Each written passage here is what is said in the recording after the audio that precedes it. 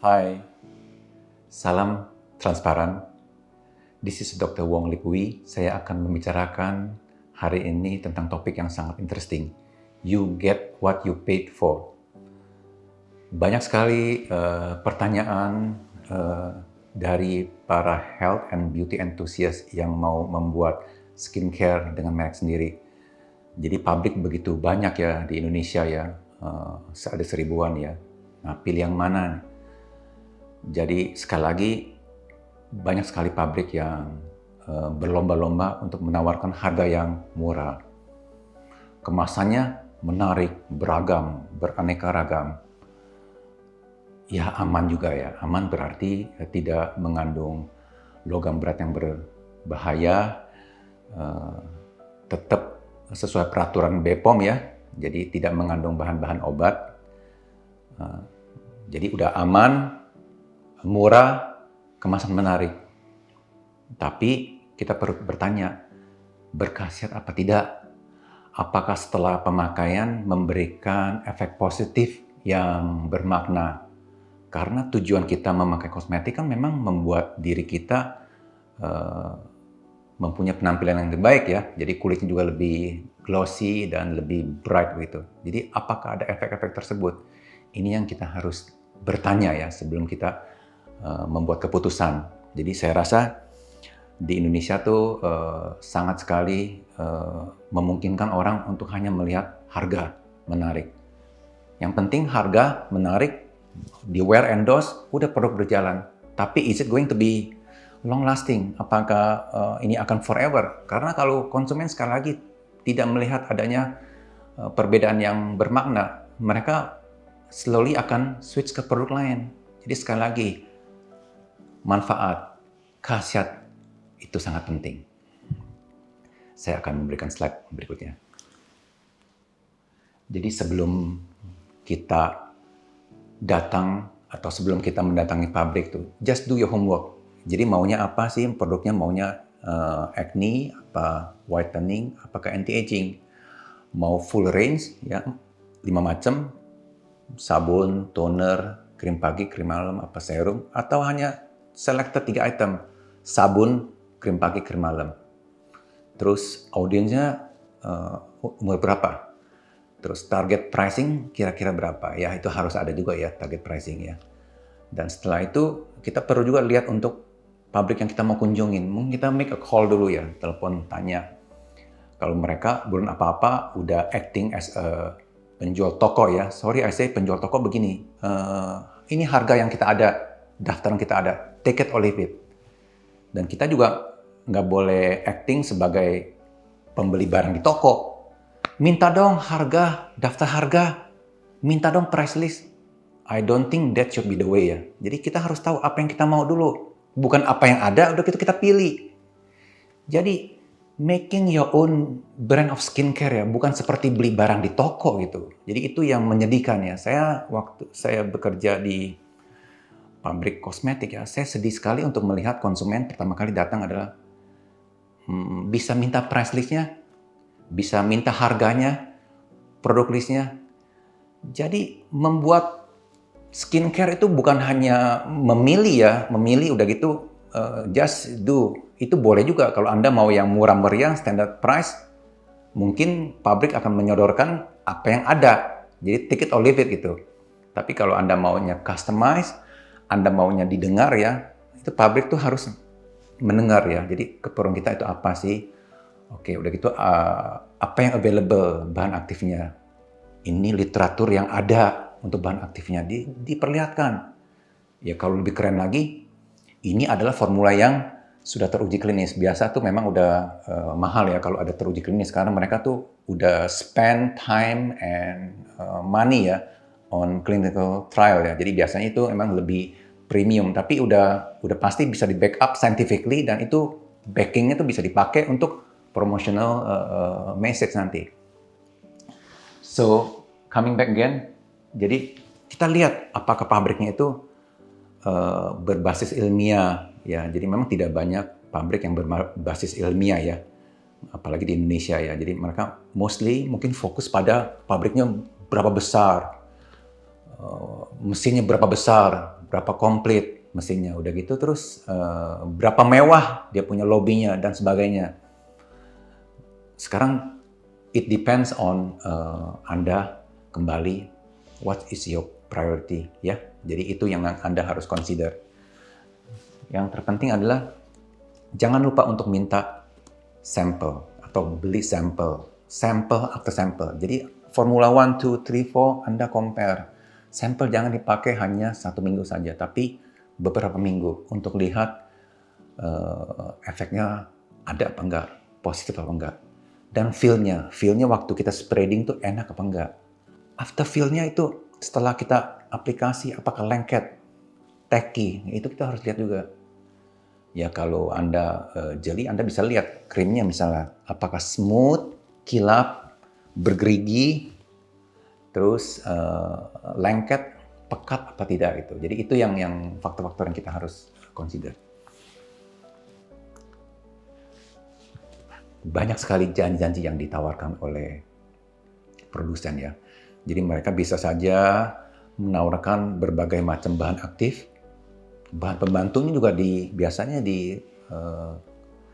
dilengkapi. Jadi kelihatannya bisa ada 10, 12, 15 macam bahan yang dipakai. Jadi kita harus aware yang mana yang bahan aktif, yang mana yang bahan pembantu. Jadi tujuan dari Transparent Talk dari Dr. Wong Lip Wee ini sebenarnya memang untuk sharing of knowledge ya, supaya konsumen-konsumen di Indonesia tuh lebih well informed ya. Jadi kita do it slowly, just bear with me. Jadi saya akan bahas dengan bahasa awam. Terus biasanya di kosmetik tuh tidak mandatory untuk mencantumkan bahan aktif. Tapi kalau di farmasi misalnya gentamicin sulfate itu wajib ya di kemasannya dicantumkan 0,1%. Jadi kalau di kosmetik nggak perlu cantum. Jadi kita nggak tahu. Jadi semua orang nggak tahu berapa persen yang digunakan sebagai bahan aktif. But we have to know and we have to ask ya, harus bertanya dan harus tahu bahan aktif yang mana. Itu kalau Anda care, mau belajar untuk mengetahui ya, itu baik. Jadi yang terakhir, sering sekali kita terjebak dengan symptom extrapolation. Jadi pabrik tuh sering sekali menyodorkan ya, kalau mereka mau menyodorkan beberapa bahan aktif, udah gitu literatur. Misalnya alpha-arbutin, ini 2% oleh peneliti so and so bisa menghasilkan pencerahan kulit selama pemakaian 6 minggu. Terus ada juga penggunaan niacinamide membantu untuk menghambat pertumbuhan acne. Itu semuanya ada. Tapi be very careful agar kita tidak mengekstrapolit ya. Karena kalau kita menggunakan campuran, misal alpha-arbutin dan niacinamide, hasilnya akan berbeda dengan apa yang sudah terbukti di literatur, di mana mereka menggunakan single ingredient.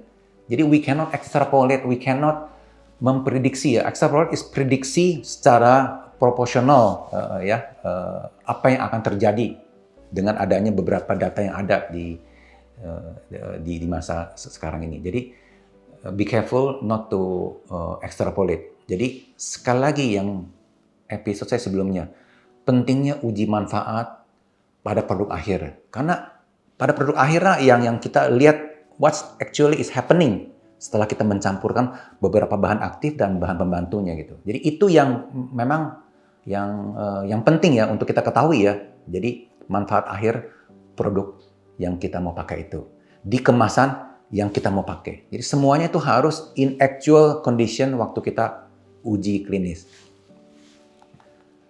Oke. Biasanya what ada tips sih sebenarnya untuk lihat cepat produk ini bagus apa enggak ya. Ya yang tadi saya bilang biasanya kita apply. Kalau mau quick apply sih tanpa 3-4 minggu ya. Kita apply di belakang telinga, di bawah leher dan di dahi. Ya kita diamkan selama 24 jam.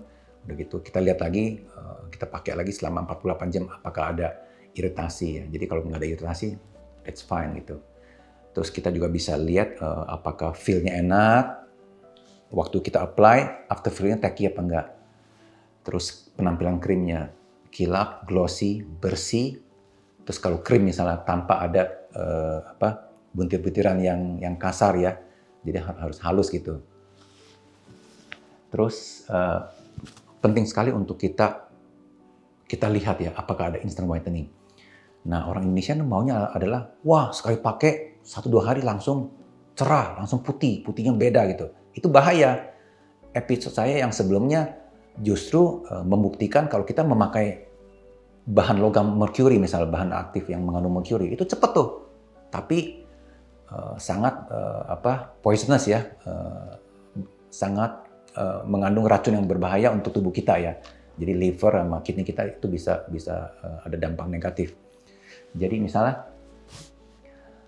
proses pencerahan kulit melalui penghambatan produksi melanin itu melalui beberapa step ya. Biasanya misalnya alpha-arbutin, beta-arbutin, or even obat seperti hydroquinone itu dia menghambat enzim tirosinase ya. Jadi supaya jangan terjadi melanin. Niacinamide misalnya dia tuh actingnya berbeda di jalan yang berbeda. Dia menghambat melanin uptake pada keratinocyte. Jadi semuanya tuh ada prosesnya. Prosesnya ini biasanya beberapa minggu, 3 minggu, 4 minggu. Jadi ini adalah sesuatu yang normal. Jadi kalau Anda merasa bahwa 2-3 hari ada tiba-tiba kulit berubah menjadi putih, nah itu berbahaya. Saya tidak anjurkan. Itu berarti ada sesuatu yang tidak benar ya, bahan-bahan yang berbahaya. Jadi of course don't forget harus ada BPOM, nomor batch, expiry date, namanya produsen, pabriknya mana, dan address ya. Jadi ini semua kita udah tahu deh. Jadi sering juga Anda bertanya kalau pabrik udah dibanding-bandingkan harganya, pabrik A, pabrik B, pabrik C. Oh udah dah, pakai formula yang sama dah, dibandingin nih ya, para beauty enthusiast nih, simpuannya jalan tuh, ya udah ngitung dah, udah pabrik A, pabrik B, pabrik C itu di challenge, di compare, pakai formula yang sama. Apakah efeknya akan sama? Jadi it's just like analoginya seperti begini nih, kalau kita beli kue tiaw goreng ya, di akang sama di kue tiaw goreng asin misalnya, bahannya sama gitu. Kue tiaw bisa kue tiaw ya, ada bawang putih, ada bawang yang lain-lainnya gitu. Tapi hasil akhirnya resepnya walaupun sama, rasanya pasti Anda tahu bahwa akan berbeda. Jadi kapan mereka tuangkan materinya, berapa panas kuarinya, itu harus panasan. Itu semuanya ada faktor-faktornya. Sama juga di pabrik juga. Jadi mesin yang digunakan, tipe mesin yang digunakan, double jacket, apa single jacket, dengan pemanasan apa tanpa pemanasan prosesnya. Terus misalnya high pressurized atau homogenized yang biasa. Jadi itu semua memegang peranan penting. Bahan bakunya misalnya dari mana, dari negara mana, itu memegang peranan penting juga. The purity, kemurnian bahan bakunya. Ada harga, ada quality sekali lagi ya. Jadi bukannya suatu barang tuh harganya premium tuh. Itu hanya dinaikkannya harganya, tapi ada sebabnya kenapa gitu. Oke. Jadi tadi saya sudah membicarakan misalnya faktor-faktor yang kita harus consider ya. Dan juga percentage, jadi berapa persen yang digunakan. Jadi pabrik A, pabrik B, pabrik C menggunakan alpha-arbutin. Tapi apakah mereka menggunakan 2% sama semuanya all the way? Atau mereka menggunakan ada yang 0,5, ada yang menggunakan 1. We never know, kita nggak tahu. Jadi it's coming back again to the honesty ya, kejujuran dari pabrik tersebut. Makanya saya selalu menganjurkan uji khasiat atau uji manfaat ya. Jadi kalau misal pabriknya menawarkan sesuatu yang udah ada formula yang udah teruji klinis, itu alangkah baiknya gitu. Kalau tidak, Anda harus coba sendiri selama 3-4 minggu dan lihat ada efek apa enggak. Itu ya, jadi yang paling penting. Jadi yang terakhir, the take home message is what is your priority? Harga, kemasan, penampilan, apa manfaat. it comes back to you. Jadi mereknya itu akan menjadi merek Anda. Jadi Anda walaupun bisa jual dengan cepat, dengan murah, tapi akhirnya berhasil apa tidak, itu juga penting itu ya. Jadi jangan hanya mementingkan harga, penampilan, keamanan. Jangan stop di number 3, juga manfaat gitu. Oke, jadi saya harap discussion ini menjadi sesuatu yang bermanfaat bagi Anda yang mau membuat keputusan untuk membuat merek sendiri. Don't forget to like and subscribe, karena itu akan motivate saya untuk membuat topik-topik lain lagi yang sangat menarik. Oke, salam transparan. Bye for now.